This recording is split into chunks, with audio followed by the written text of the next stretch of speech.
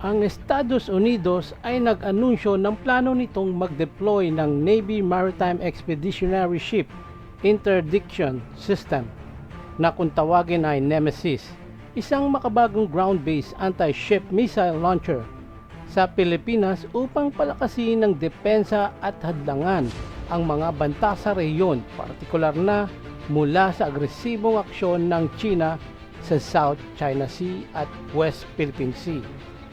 Ang Nemesis ay isang mobile na sistema na may kakayahang maglunsad ng mga precision-guided missiles laban sa mga barkong pandigma na nagbibigay ng kakayahan sa Pilipinas at sa mga kaalyado nito na pigilan at hindi kanais-nais na aktibidad sa karagatan. Ang desisyong ito ay nagbahagi ng mas malawak na estratehiya ng Estados Unidos na palakasin ang presensya at kakayahan ng military nito sa Indo-Pacific, na kinabibilangan din ng pag-deploy ng iba pang sistema ng missile tulad ng Typhoon missile system sa Pilipinas.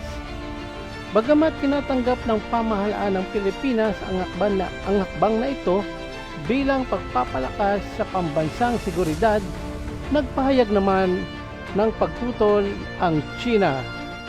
Tinawag itong labis na irresponsable at nagbabala na maaring magdulot ito ng pagtaas ng tensyon sa rehiyon, kahit naman nahalata ang China na sila ang numero 1 gumagawa ng hindi kanais-nais at paglabag sa batas pangdagat. Ang Navy Maritime Expeditionary Ship Interdiction System o Nemesis ay isang makabagong anti-ship missile launcher na idinisenyo upang bigyan ng kakayahan ang US Marines at mga kaalyado nito tulad ng Pilipinas na pigilan ang mga barkong pandigma ng kalaban. At narito ang mga pangunahing kakayahan nito. Una, high precision strike capabilities. Ginagamit nito ang Naval Strike Missile o NSM, isang precision-guided missile na may kakayahang umatake sa mga gumagalaw na barko ng may mataas na accuracy at bilis. May kakayahang itong mag-maneuver upang iwasan ang depensa ng kalaban. Ginagawa itong mas mahirap hulihin ng mga anti-missile system. Pangalawa, long-range engagement. Kayang targetin ang mga barkong na sa may layong 185 km, 100 nautical miles na nagbibigay ng strategic advance sa depensa ng baybayin. Pangatlo, mobile at rapid development. Nakakabit ang Nemesis sa isang unmanned JLTV o Joint Light Tactical Vehicle. Kaya ito ay autonomous na maaring kontrolin mula sa malayo. Magaan ito at madaling ilipat sa iba't ibang lokasyon upang maiwasan ang mga counter-attack ng kalaban. Pang-apat, stealth at survivability.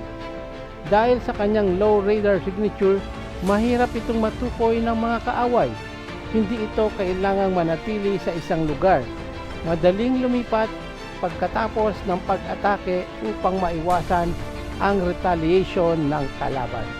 At ang panghuli, network-enabled operation. Maaring i-link sa iba pang sensor at command system upang makatanggap ng real-time targeting data, kaya mas mabilis ang response time. At ang panghuli ay ang compatibility ito sa iba't ibang battle network ng US at mga kaalyadong bansa. Sa madaling salita, ang Nemesis ay isang high mobile, stealth at long range na sandata na may kakayahang pigilan ang anumang barkong nagtatangkang lumapit sa isang protektadong teritoryo gaya ng Pilipinas.